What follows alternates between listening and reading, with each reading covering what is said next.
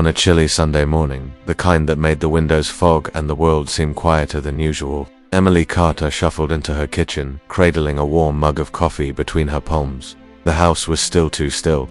Her daughter had just left for college 2 months earlier, and the echo of silence filled every corner. Ever since her husband passed away the year before, Emily had learned to live with loneliness. But some mornings it felt heavier than others.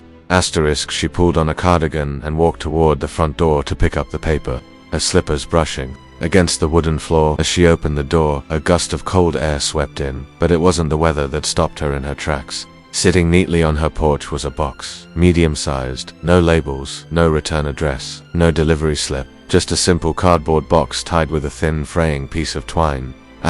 For a moment, she stared at it, confusion spreading across her face. She hadn't ordered anything, her birthday wasn't for another 4 months, and she hadn't spoken to friends in weeks. She leaned down, cautiously running her fingers along the edge. The box was surprisingly light, as if whatever was inside didn't weigh much at all, and yet something about it felt important. Emily glanced up and down the street. It was quiet, just like always. Her neighbor's wind chimes tinkled gently in the breeze, but no one else was around. She looked back at the box. Something in her chest tightened: curiosity, unease, maybe even hope. It had been a long time since anything unexpected came into her life. Ever since her husband passed, the days had followed a routine so steady it could be measured by the ticking of her kitchen clock. She lifted the box, gently, holding it to her chest as if it might break, and carried it inside. The moment she set it down on the table, her hands hesitated above the twine. Something told her that once she opened this box, things might never feel quite the same again. Emily slowly untied the twine, her fingers trembling just slightly, unsure whether it was from the cold or from something deeper. As the knot gave way, she peeled back the flaps of the cardboard. Inside, everything was wrapped carefully in layers of old tissue paper, yellowed slightly at the edges as if they had been waiting a long time to be opened.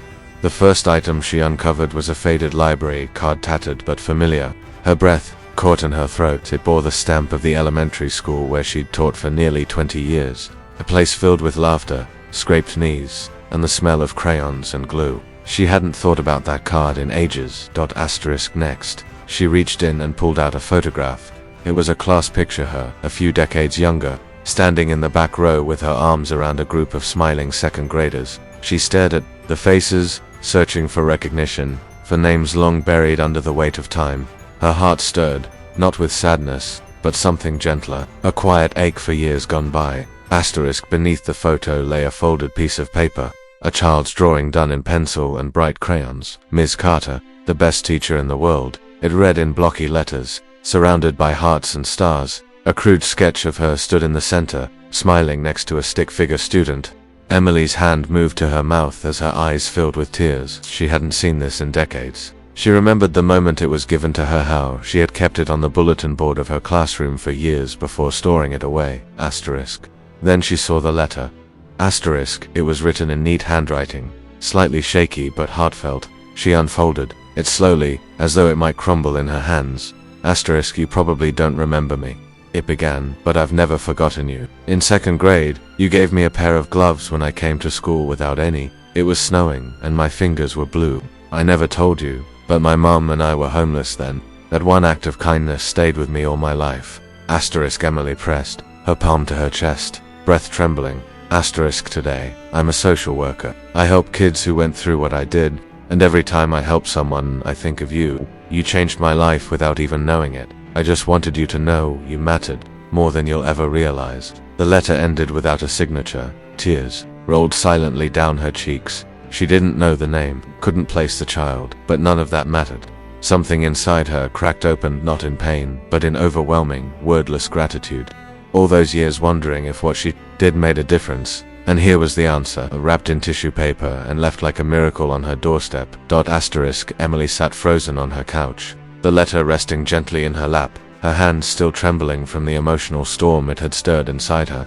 Outside, snow had started to fall in soft flurries, clinging to the edges of her window panes, but she didn't notice. Her eyes were locked on the faded drawing now propped on the coffee table. The child's crayon handwriting still vibrant despite the years. Her mind drifted back to those long days in her classrooms, a squeak of sneakers on linoleum floors, the rustle of papers, the laughter and tears of children learning about the world and themselves. She began to remember moments she thought had faded forever. A boy who stuttered but smiled every time she praised him for trying. A little girl who always lingered after class, not to talk, but just to stay in the warmth a little longer. So many small acts, extra snacks tucked quietly into backpacks, a hand on a shoulder when words failed, a dollar slipped into a coat pocket with a wink. At the time, they had felt like nothing. Now, with this letter in her hands, they felt like everything. She rose slowly, walked to the old bookshelf near the fireplace, and pulled out an old yearbook sitting cross-legged on the rug like she had as a much younger woman. She flipped through the pages, scanning names and faces. Who could it have been? Was it Jason, Anna, Miguel? It didn't matter, really. The letter wasn't just from one child, it was from all of them. From every student who had passed through her life and taken something with them that she never realized she'd given. She called her daughter. Her voice cracked the moment she spoke. Sweetheart, I need to read you something, she said, wiping tears from her cheek. As she read the letter out loud, her daughter remained silent on the other end. Then, softly, her voice broke too. Mum, that's beautiful. That's you.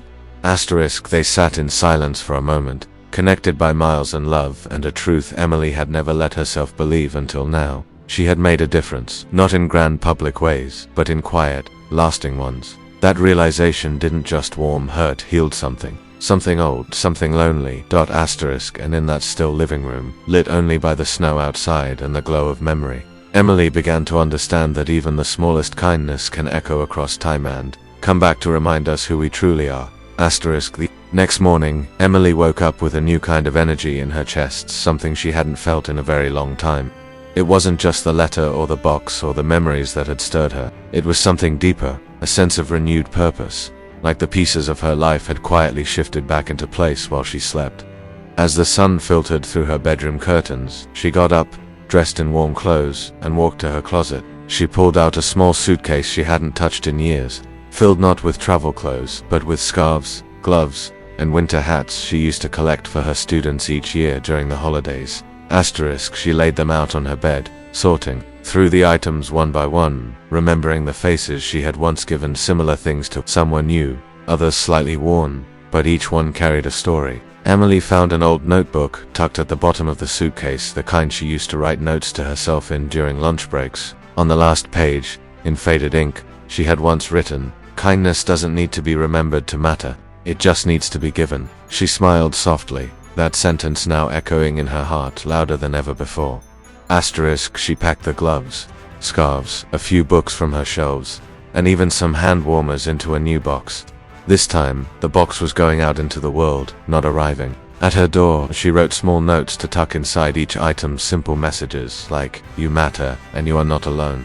Each word came from a deeper place now, no longer from a teacher trying to encourage a student, but from a woman who had realized just how powerful her smallest actions had been. Later that day, she drove to the local shelter. The building was modest, with chipped paint and a flickering porch light, but the air was filled with quiet warmth. A volunteer greeted her, and Emily handed over the box. As she turned to leave, the volunteer stopped her. "Are you Emily Carter, the teacher?" Emily paused, surprised. "Yes, I am." The woman smiled. "I was in your third grade class. You gave me my first book. I still have it." Tears stung Emily's eyes again, but this time they were different, softer, lighter. It wasn't just about the letter anymore. It was about the ripple, the unseen waves she had sent into the world, finally finding their way back to her. She walked back to her car with a full heart, snowflakes beginning to fall around her like tiny blessings from the sky. In that moment, she knew this was only the beginning. A few months had passed since the box appeared on Emily's doorstep, but its impact had quietly transformed her life. The house, once heavy with silence and shadowed by memories of loss, now felt warmer, brighter. She spent her mornings writing letters to former students, digging through old class photos, and reaching out on social media, unsure if anyone would remember, but many did. Replies poured in. Messages from adults with families of their own, telling her how her patience, her encouragement, or simply her smile had shaped the course of their lives. Every response was like a puzzle piece falling into place, building a portrait of a life well lived, even if it had once felt small and unnoticed. One quiet afternoon, there was a knock at her door. She opened it to find a young woman in her late 20s, wrapped in a worn coat, holding a box in her hands. Her eyes were filled with tears, but her smile was steady.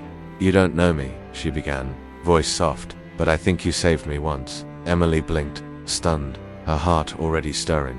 The woman explained that she had found one of Emily's care packages at the shelter, tucked with a note that read, "You are seen, you are loved, you matter." She said she had just lost her Job, was sleeping in her car, and was on the verge of giving up. "But that note, it was like someone reached out and held my hand when no one else did," she whispered. "I wanted to return the kindness. This box is for you." Emily took the box, tears brimming in her eyes. Inside was a small handmade blanket, a thank you card, and a copy of a journal where the woman had started writing letters to strangers just as Emily had. "I call it the Ripple Project," she said, "because what you did rippled into my life. And now I want to pass it on." They embraced without another word, hearts full. The kind of hug that speaks for all the things that language can't capture. As the woman walked away, Emily stood in the doorway, clutching the journal to her chest. In that moment, she didn't feel alone. She felt seen. She felt connected. She felt part of something larger than herself, something beautiful and unbreakable. Because kindness, once given, never truly disappears. It finds its way back, always.